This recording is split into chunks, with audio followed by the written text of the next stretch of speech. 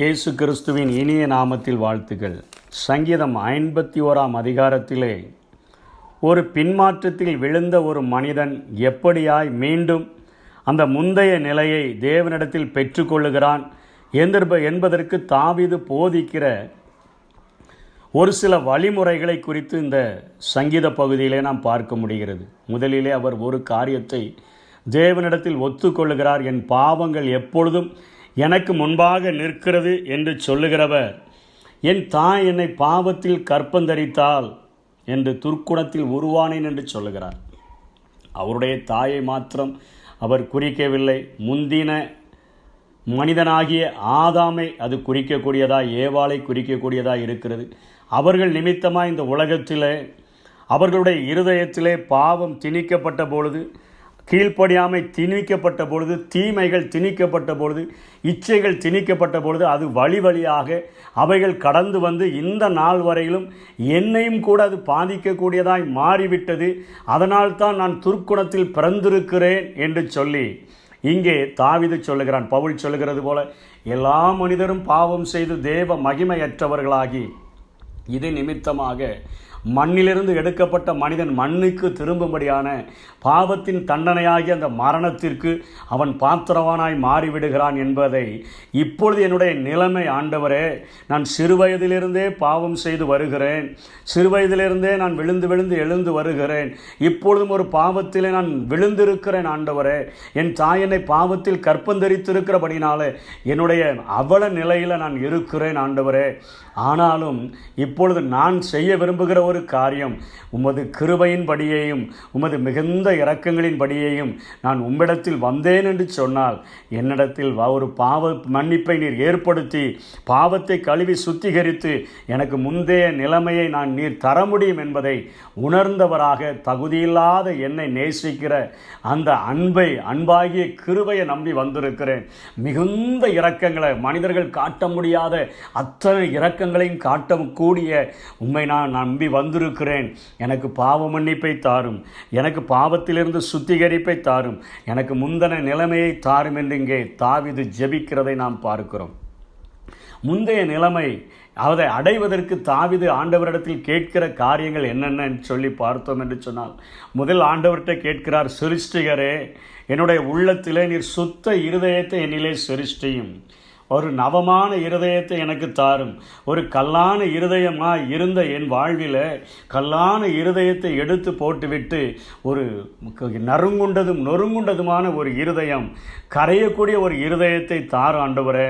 கல்லான இருதயமாக இருந்து விடக்கூடாது. ஏனென்று சொன்னால், உரியாவினுடைய மரணத்தையே அவன் கைகளிலே எழுதி கொடுத்த ஒரு தாவீது, உரியா அத்தனையாய் நேசம் வைத்தவனாக, ராஜாவே உம்முடைய சேனையும் தேவனுடைய பெட்டியும் அங்கே யுத்த களத்தில் இருக்கும் பொழுது நான் எப்படி என்னுடைய வீட்டிற்கு செல்ல முடியும் என்று அத்தனையாய் அந்த தேசத்தின் மேலேயும் சேனைகள் மேலேயும் உடன்படிக்கை மேலேயும் நம்பிக்கை ராஜாவின் மேலேயும் அத்தனை மரியாதை உடைய அவனுடைய அந்த அன்பு நிறைந்த வார்த்தைகள் தாவீதினுடைய இருதயத்தை கரைக்க முடியாதபடி அத்தனை கடினமாக்கப்பட்டதை உணர்ந்த தாவீது கேட்கிறார், ஆண்டவரே, சுத்த இருதயத்தை என்னில் சிருஷ்டியும், நறுங்குண்டதுமான இருதயத்தை எனக்கு தாங்க, எனக்கு ஒரு ஆப்ரேஷன் பண்ணிடுங்க ஆண்டவரே, என்னுடைய கல்லான இருதயத்தை எடுத்து போட்டுட்டு எனக்கு ஒரு நவமான இருதயத்தை தாங்க, சதையான இருதயத்தை தாங்க என்று சொல்லி அவர் அந்த முந்தின நிலையை அடைகிறதற்கு முதலிலே ஆண்டவரிடத்தில் ஒரு சுத்த இருதயத்தை கேட்கிறார்.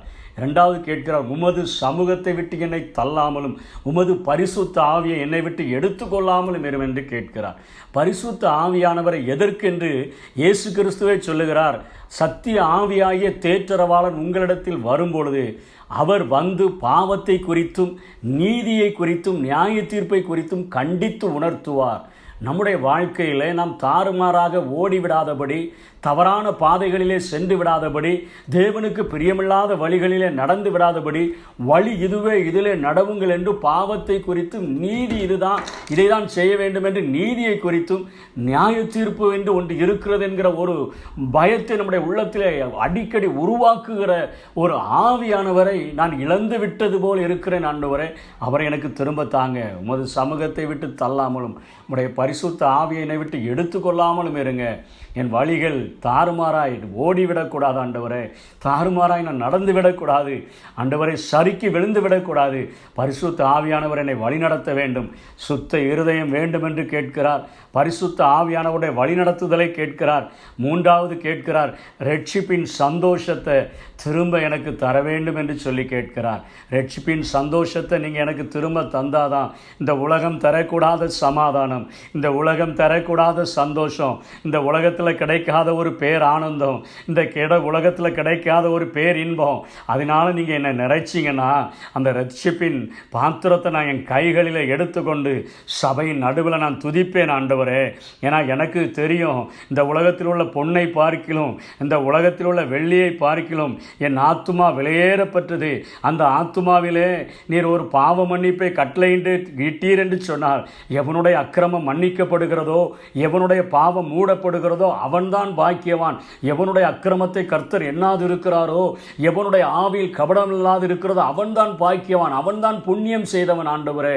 அப்படிப்பட்ட ஒரு ரட்சிப்பின் சந்தோஷத்தை எனக்கு திரும்ப தந்து உற்சாகத்தின் ஆவியனை தாங்கும்படி செய்யுங்க. உடைஞ்சு போயிருக்கிறேன் நான், இப்பொழுது சாம்பலுக்கு சிங்காரத்திற்கு பதிலாக சாம்பலில் உட்கார்ந்துருக்கிறேன் ஆண்டவரே.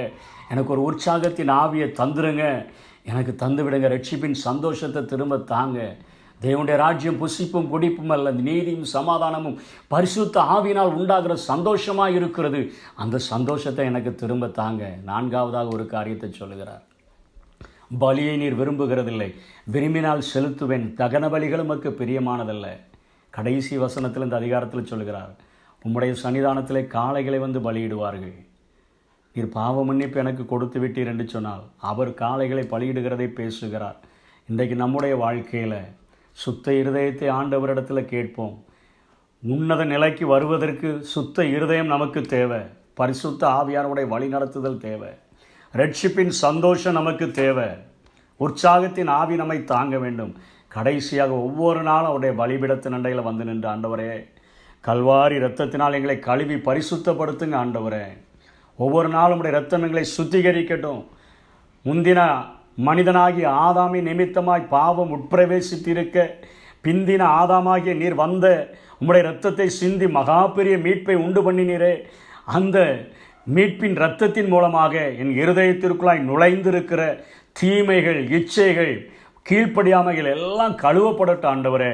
உமக்கு பிரியமுள்ள ஒரு வாழ்க்கையை நான் வாழ வேண்டும் என்று சொல்லி நாமும் ஜெபித்தால் ஆவிக்குரிய உன்னத நிலையிலேயே கிறிஸ்து வருகிற வரையிலும் வாழ முடியும். பின்மாற்றத்திலிருந்து எழுந்து வருகிறதற்கு தாவீது ஆண்டவருடைய கிருபையையும் அவருடைய மிகுந்த இரக்கங்களையும் நம்பி ஆண்டவரிடத்தில் சுத்த இருதயத்தையும் பரிசுத்த ஆவியானவருடைய வழிநடத்துதலையும் ரட்சிப்பின் சந்தோஷத்தையும் கல்வாரி சிலுவை பாடுகளையும் நினைத்து கேட்கிறது போல நாமும் கேட்டால் அப்படிப்பட்ட ஆசீர்வாதங்களில் நிலைத்திருக்க முடியும். அந்த கிருபைகளை தேவன் நமக்கு தந்தருள்வாராக. ஆமென். இயேசுவே என் தெய்வமே, என்மேல் மனமிரங்கும். நான் பாவம் செய்தேன், உம்மை நோகச் செய்தேன். நான் பாவம் செய்தேன், உம்மை நோகச் செய்தேன். உம்மை தேடாமல் வாழ்ந்து வந்தே, உம்மை தேடாமல் வாழ்ந்து வந்தே. என்னை மன்னியும் தெய்வமே, என்னை மன்னியும் தெய்வம்.